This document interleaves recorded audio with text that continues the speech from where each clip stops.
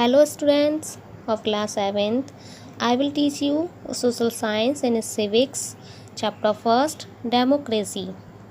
In this chapter we will learning of some objectives like this. Number 1 democracy means लोकतंत्र. Number 2 different types of government विभिन्न प्रकार की सरकार. Number 3 keys features of democracy means लोकतंत्र की प्रमुख विशेषताएं. तो चलिए अब हम इस चैप्टर को शुरू करने जा रहे हैं, लेकिन उससे पहले मैं आपको कुछ शब्दों के बारे में बताऊंगी जो आपके लिए जानना बहुत ज़रूरी है. नंबर 1 पे दिया गया है नेशनलिज्म मीन्स राष्ट्रवाद. The feelings of loyalty and devotions for one's nation expressed in glorifying and loving it more than any other and staying on the promotions of its culture and interests. किसी के देश के लिए वफादारी और भक्ति की भावना किसी भी अन्य की तुलना में इसे महिमा और प्यार करने को अपनी संस्कृति और रुचियों के प्रचार पर जोर देने पर व्यक्त की गई है. नंबर 2 पे दिया गया है रिप्रेजेंटेटिव डेमोक्रेसी मीन्स प्रतिनिधि लोकतंत्र. A form of indirect democracy wherein people elect government officials to make law and decisions on their behalf. अप्रत्यक्ष लोकतंत्र का एक रूप जिसमें लोगों ने सरकारी अधिकारियों और अपनी ओर से कानून और निर्णय लेने का चुनाव किया है. Philosophy means Darshan.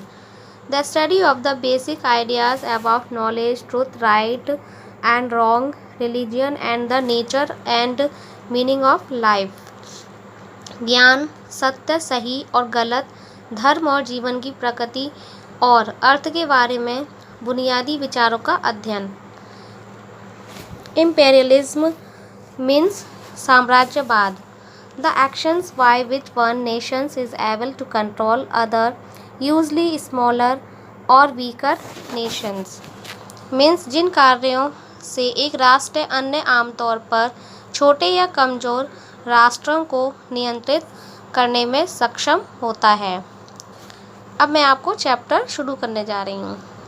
Democracy is the most preferred form the government in the present world.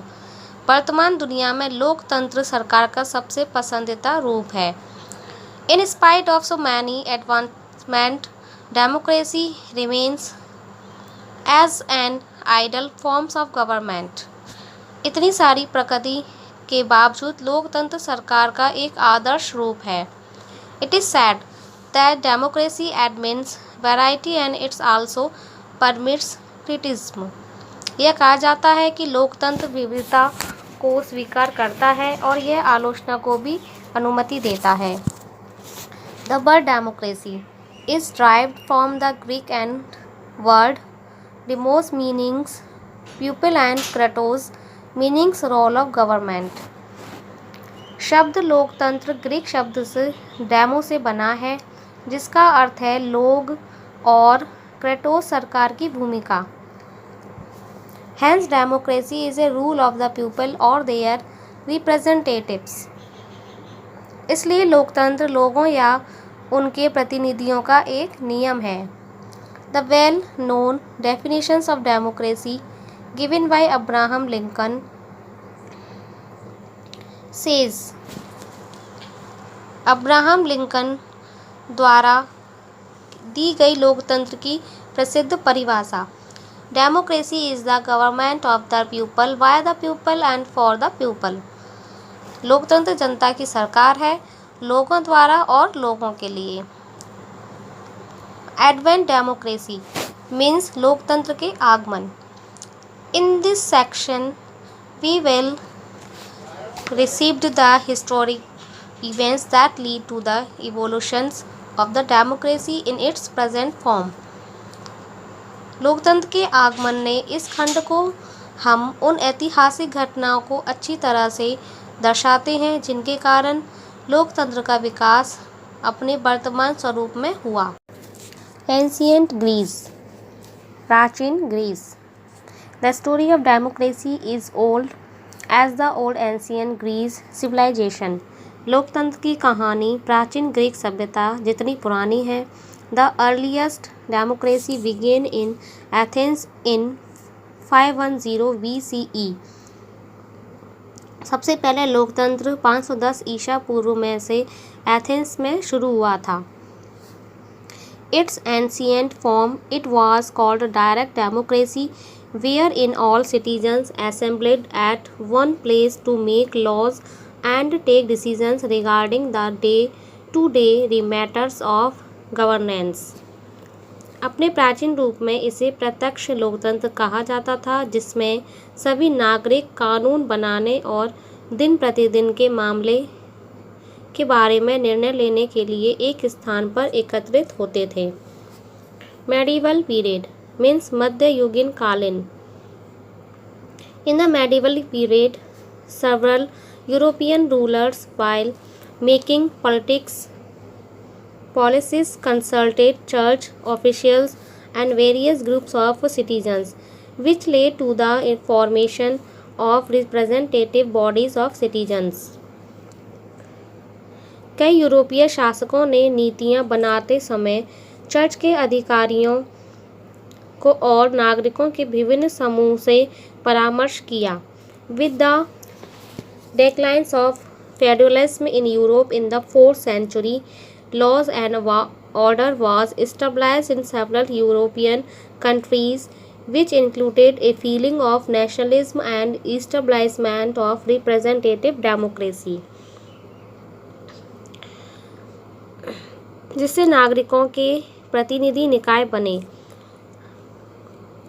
4वीं शताब्दी में यूरोप में सामंतवाद की गिरावट के साथ कई यूरोपीय देशों में कानून और व्यवस्था स्थापित की गई, जिसने राष्ट्रवाद की भावना और प्रतिनिधि लोकतंत्र की स्थापना की. रिनेसेंस ऑफ यूरोप, यूरोप का पुनर्जागरण.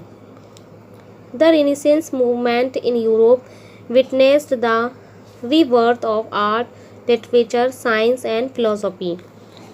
यूरोप में पुनर्जागरण आंदोलन ने कला, साहित्य, विज्ञान और दर्शन के पुनर्जन्म को देखा.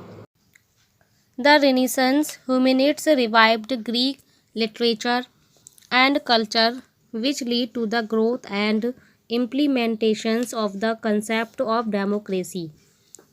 पुनर्जागरण के मानवतावादियों ने ग्रीक साहित्य और संस्कृति को पुनर्जीवित किया, जिससे लोकतंत्र की अवधारणा का विकास और कार्यान्वयन हुआ.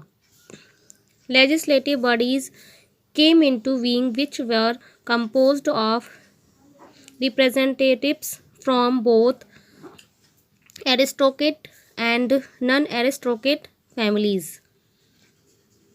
विधायी निकाय अस्तित्व में आए जो कि दोनों गैर कुलीन और गैर कुलीन परिवारों से प्रतिनिधियों से बने थे.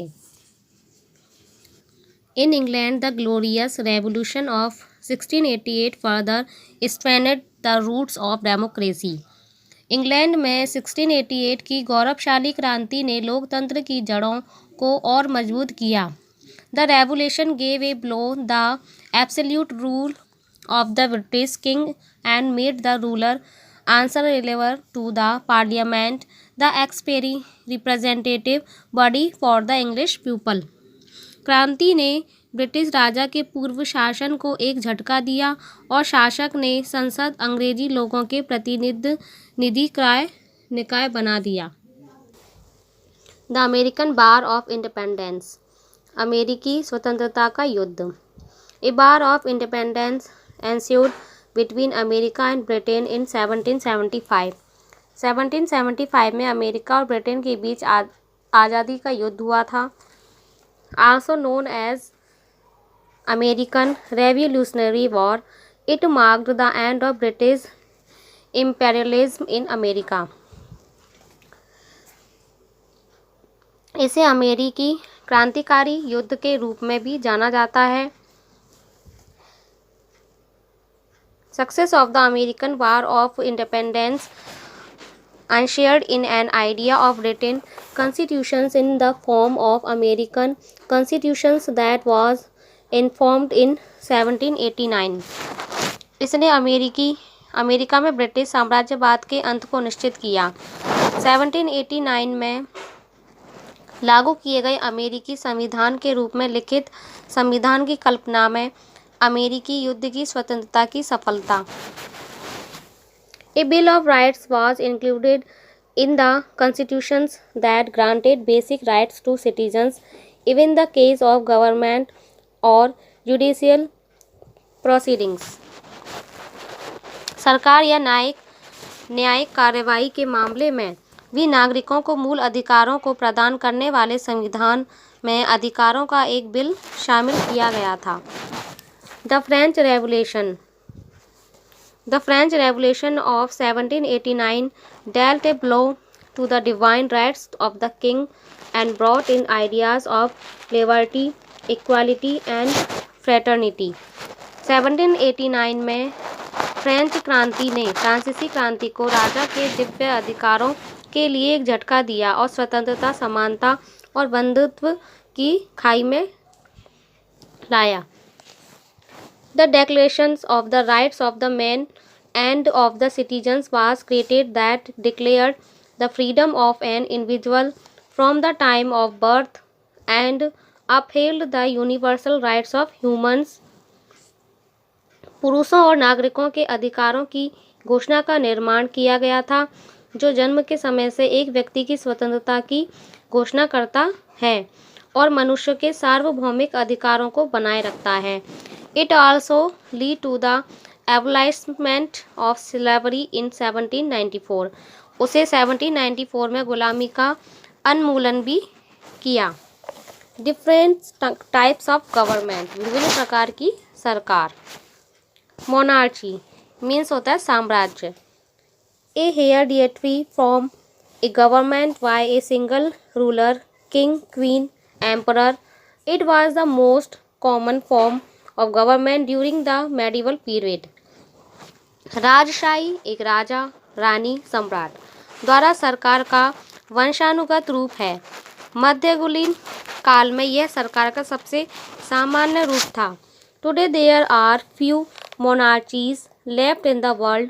Example: Saudi Arabia, absolute, United kingdom, constitution. आज दुनिया में कुछ राज बचे हैं। उदाहरण: सऊदी अरब, निरपेक्ष, यूनाइटेड किंगडम, संविधान। एरिस्टोक्रेसी मीन्स अभिजात वर्ग, a form of government run by noblemen और a privileged class. Example: France before the French revolution, the कास्ट्रिय या Rajput kingdom of medieval India. सरकार का एक रूप है जो कुलीन या विशेषाधिकार प्राप्त वर्ग द्वारा चलाया जाता है। उदाहरण: फ्रांसीसी क्रांति से पहले का फ्रांस, मध्यकालीन भारत का क्षत्रिय राजपूत साम्राज्य। ओलिगार्ची मीन्स कुलीन तंत्र, government by a small group of people who hold all the power. Example: ancient Rome, South Africa, when it was ruled only by the whites. कुल शक्ति वाले लोगों के एक छोटे समूह द्वारा कुलीन वर्ग की सरकार। उदाहरण: प्राचीन रोम, दक्षिण अफ्रीका, जब यह केवल लोगों द्वारा शासित था। थियोक्रेसी मीन्स धर्मशास्त्र, government by A group of religious leaders who rule in the name of God and where governance is based on the tenets of that religion. Example: Iran, Vatican city. सरकार धार्मिक नेताओं के एक समूह द्वारा जो भगवान के नाम पर शासन करते हैं और जहां शासन उस धर्म के सिद्धांतों पर आधारित है। उदाहरण: Iran, Vatican city. Dictatorship means तानाशाही, government by a person or group of people who have size, power by force, often military dictatorship. Examples: Germany under Hitler, current day Myanmar, Pakistan under the rule of General Ziaul Haq. एक व्यक्ति या लोगों के समूह द्वारा सरकार, जिनके पास बल द्वारा शक्ति होती है, अक्सर सैन्य तानाशाही। उदाहरण: हिटलर के अधीन जर्मनी, वर्तमान म्यांमार, पाकिस्तान सामान्य जिया उल हक के शासन के तहत। डेमोक्रेसी लोकतंत्र, Government by the people, sometimes directly and sometimes indirectly through their elected representatives. Example, India, United States of America. लोगों द्वारा सरकार कभी कभी प्रत्यक्ष और कभी कभी अपने चुने हुए प्रतिनिधियों के माध्यम से चुनाव करती है। उदाहरण, भारत, संयुक्त राज्य अमेरिका। की फीचर्स ऑफ डेमोक्रेसी, लोकतंत्र की प्रमुख विशेषताएं। डिसीजंस मेकिंग मैकेनिज्म, निर्णय लेने की प्रणाली। In India various organs of government help in running the government machinery, taking decisions and implementing them. भारत में सरकार के विभिन्न अंग सरकारी मशीनरी को चलाने, निर्णय लेने और उन्हें लागू करने में मदद करते हैं। These organs keep in views of objectives of the welfare of the people and the interest of the nations. The three organs are. ये अंग लोगों के कल्याण और राष्ट्र के हित के उद्देश्यों को ध्यान में रखते हैं। इसके 3 अंग हैं। नंबर 1, लेजिस्लेचर मीन्स विधान मंडल। The law making body in India has 2 houses, the Lok Sabha and the Rajya Sabha. Bharat में कानून बनाने वाली संस्था के 2 सदन हैं, लोकसभा और Rajya Sabha. The Lok Sabha represents the will of the people through their chosen representatives and makes laws. The Rajya Sabha shares legislative powers with the Lok Sabha. Lok Sabha अपने चुने हुए प्रतिनिधियों के माध्यम से लोगों की इच्छा या प्रतिनिधित्व करती है और कानून बनाती है। राज्यसभा लोकसभा के साथ विधायी शक्तियाँ साझा करती है। एक्सिक्यूटिव मीन्स कार्यकारी। The executive implements laws and plays an important role on decisions making. कार्यकारी कानूनों को लागू करता है और निर्णय लेने में महत्वपूर्ण भूमिका निभाता है। The President is the head of the executive in India and he appoints the Prime Minister. राष्ट्रपति भारत में कार्यक्रम का प्रमुख होता है और वह प्रधानमंत्री की नियुक्ति करता है। The prime minister is the leader of the party that wins the majority of votes in the general elections. प्रधानमंत्री उस पार्टी का नेता होता है जो आम चुनावों में सबसे अधिक वोट प्राप्त करता है। He and she work along with a team of ministers who are elected by the people and are answerable to them. वह लड़का या लड़की मंत्रियों की एक टीम के साथ काम करते हैं जो लोगों द्वारा चुने जाते हैं और उनके लिए जवाबदेह होते हैं। जुडिशरी मीन्स न्यायपालिका। This is the third branch of the government. यह सरकार की तीसरी शाखा है। It administers justice in accordance with a law. यह कानून के अनुसार न्याय का प्रबंध करता है। It has the power of declare laws passed by the legislature as illegal. It is free from the control of the legislature and the executive. इसमें विधायिका द्वारा पारित कानूनों का अवैध घोषित करने की शक्ति है। यह विधायिका और कार्यपालिका के नियुक्त से मुक्त है। जस्टिस एंड इक्वालिटी मीन्स न्याय और समानता। Justice and equality are the 2 pillars of democracy. न्याय और समान रूप से लोकतंत्र के 2 स्तंभ हैं। Justice is to give each what is due to him और हर एज ए पर्सन। एक व्यक्ति के रूप में उसके या उसके कारण क्या है, प्रत्येक को न्याय देना है। Equality is defined by our constitutions has every citizen is equal before the law. There shall be no discriminations by virtue of caste, sex, religion, wealth, etc. To enjoy equality, there should be justice. समानता को हमारे संविधान द्वारा परिभाषित किया गया है क्योंकि प्रत्येक नागरिक कानून के समक्ष समान है। जाति, लिंग, धर्म, धन आदि के आधार पर कोई भी भेदभाव नहीं होना चाहिए।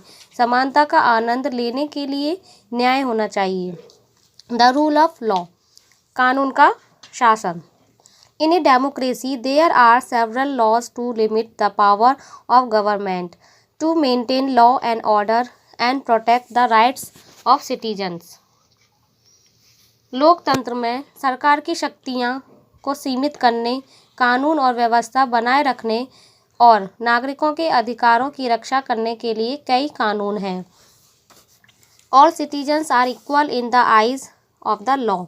No one is above the law, not even a king or an elected president.